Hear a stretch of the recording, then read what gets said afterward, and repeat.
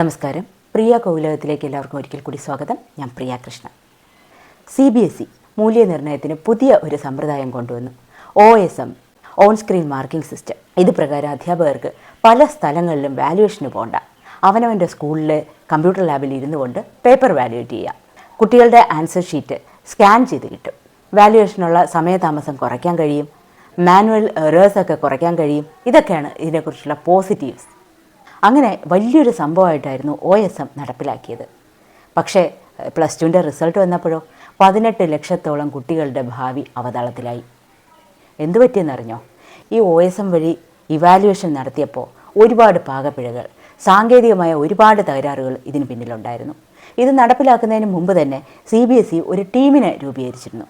ഒരുപാട് പ്രിൻസിപ്പൽമാരും വിദഗ്ധരായ അധ്യാപകരും ഒക്കെ അടങ്ങുന്നതായിരുന്നു ടീം. പ്രൈവറ്റ് സ്കൂളുകളിലെയും നവോദയയിലെയും കേന്ദ്രീയ വിദ്യാലയങ്ങളിലെയും ഒക്കെ പ്രഗത്ഭരായ അധ്യാപകർ ഈ ടീമിലുണ്ടായിരുന്നു. അവരാദ്യം ഒരു ടെസ്റ്റിംഗ് എക്സാമൊക്കെ നടത്തിയിരുന്നു. അതിൻ്റെ അവസാനം അവരിതിനെക്കുറിച്ചുള്ള ഒരു അവലോകനം നടത്തി. അതിൽ അവരെല്ലാം എന്താ പറഞ്ഞതെന്നറിയോ? ഒരു കാരണവശാലും ഇത് ഉടനെങ്ങും നടപ്പിലാക്കരുത്. കാരണം ഒരുപാട് നെഗറ്റീവ്സ് OSM വഴി വാല്യുവേറ്റ് ചെയ്യുമ്പോൾ സംഭവിക്കുന്നുണ്ട്. മാർക്കുകൾ വളരെ കുറവ് കിട്ടുന്നുണ്ട്, പല പേപ്പേഴ്സും ബ്ലാങ്കായിട്ട് കാണിക്കുന്നുണ്ട്, അങ്ങനെ ഒരുപാട് പ്രോബ്ലംസ്.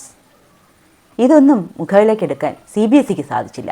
ആർക്കോ വേണ്ടി എന്തിനോ വേണ്ടി എടുപിടിയെന്ന് ഈ ഒരു സമ്പ്രദായം നടപ്പിലാക്കി. CBSE ഡിജിറ്റൽ മൂല്യനിർണ്ണയം നടത്തുന്നതിന് വേണ്ടിയിട്ട് കോംപ്റ്റ് എഡ്യൂടെക് എന്ന് പറയുന്ന കമ്പനിയാണ് കരാർ ഏൽപ്പിച്ചത്. എന്നാൽ ഈ കമ്പനിയെക്കുറിച്ച് നിങ്ങൾ കേട്ടിട്ടുണ്ടോ? മുമ്പ് ഗ്ലോബറീന ടെക്നോളജീസ് എന്നായിരുന്നു ഈ കമ്പനിയുടെ പേര്. തെലങ്കാനയിൽ ഇൻ്റർമീഡിയറ്റ് എക്സാമിനേഷൻ നടത്തിയത് ഈ ഒരു കമ്പനിയാണ്. അപ്പോഴും ഒരുപാട് സാങ്കേതിക പ്രശ്നങ്ങൾ ഉണ്ടായിരുന്നു. അതിൻ്റെ പേരിൽ ആയിരക്കണക്കിന് വിദ്യാർത്ഥികൾ തെരുവിലിറങ്ങി പ്രക്ഷോഭം ഉണ്ടാക്കി. എന്നിട്ടും എന്തുകൊണ്ട് കോംപ്റ്റ് എഡ്യൂടെക് എന്ന് പറയുന്ന ഈ കമ്പനിക്ക് കരാർ നൽകി? അതിലും സംശയിക്കേണ്ടതായിട്ടുള്ള ഒരുപാട് കാര്യങ്ങളില്ലേ? പല ടീച്ചേഴ്സും പറയുന്നത് പുതിയ ഒരു സമ്പ്രദായം കൊണ്ടുവരുമ്പോൾ പ്രോപ്പറായിട്ടുള്ള ട്രെയിനിങ് കൊടുക്കേണ്ടതല്ലേ. പക്ഷേ ആർക്കും അത്രത്തോളം ട്രെയിനിങ് കിട്ടിയിട്ടില്ലെന്നാണ് പറയുന്നത്. റീവാല്യൂഷന് പോയ പല കുട്ടികളും പറയുന്നത് അവരുടെ പേപ്പറിൻ്റെ 2-3 പേജുകളൊന്നും സ്കാൻ ചെയ്തിട്ടില്ല എന്നാണ്.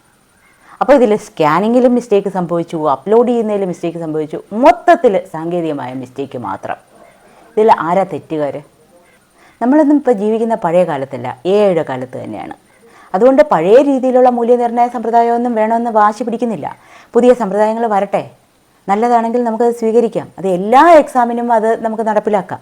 പക്ഷേ ചെയ്യേണ്ടിയിരുന്ന ഒരു കാര്യം, നമ്മൾ ഒരു ഹോസ്പിറ്റലിൽ പോയി ഇഞ്ചക്ഷൻ എടുക്കുമ്പോൾ ആദ്യം ഒരു ടെസ്റ്റ് ഡോസ് എടുക്കില്ലേ? അതുപോലെയെങ്കിലും അവർക്ക് ചെയ്യാമായിരുന്നില്ലേ? പുതിയ ഒരു സമ്പ്രദായമാണ്. അതുകൊണ്ട് തന്നെ പല രീതിയിൽ ടെസ്റ്റ് ചെയ്ത ശേഷം മാത്രം വേണ്ടേ പ്രാവർത്തികമാക്കാൻ. വിദ്യാർത്ഥികളുടെ എഡ്യൂക്കേഷൻ ലൈഫിൻ്റെ ടേണിംഗ് പോയിൻറ്റ്സ് ആണ് 10ൻ്റെയും +2ൻ്റെയും ഒക്കെ എക്സാം. അത്രത്തോളം ഇമ്പോർട്ടൻസ് ഈ എക്സാമിനുള്ളപ്പോൾ ഈ ലാർജ് സ്കെയിൽ എക്സാമിൽ ഇങ്ങനെ ഒരു പരീക്ഷണം നടത്തുന്നത് കുട്ടികളോടുള്ള വഞ്ചനയല്ലേ? ചെറിയ ക്ലാസ്സുകളിലോ മറ്റേതെങ്കിലും എക്സാമുകളിലോ ഒക്കെ ഈ ടെസ്റ്റുകൾ നടത്തി അത് പൂർണ്ണമായും വിജയിച്ചു എന്ന് ഉറപ്പാക്കിയ ശേഷം വേണ്ടേ ഇത്രയും ലക്ഷക്കണക്കിന് കുട്ടികൾ എഴുതുന്ന പരീക്ഷയിൽ നടത്താൻ പാടുള്ളൂ? നമ്മുടെ ഇന്ത്യയിൽ വിദ്യാഭ്യാസ മേഖലയിൽ ഇത് എന്തൊക്കെയാണ് സംഭവിക്കണേ? നീറ്റ് എക്സാമിൻ്റെ, CUET, UG എക്സാമിൻ്റെ ഒക്കെ ക്വസ്റ്റ്യൻ പേപ്പർ ചോർന്നില്ലേ? ഇപ്പോൾ CBSEയുടെ +2 പരീക്ഷയുടെ അവസ്ഥ ഇങ്ങനെയും. ഇത് ആരും ഇതിൻ്റെയൊക്കെ ഉത്തരവാദിത്തം ഏറ്റെടുക്കുന്നത്?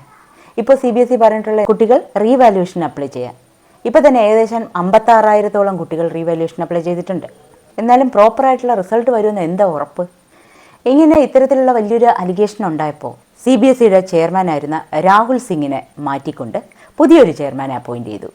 ലോക്ഹേൻ്റെ പ്രശാന്ത് സീതാറാം. അങ്ങനെ നേതൃമാറ്റമൊക്കെ വരുത്തിയത് കൊണ്ട് മാത്രമല്ല ആയോ?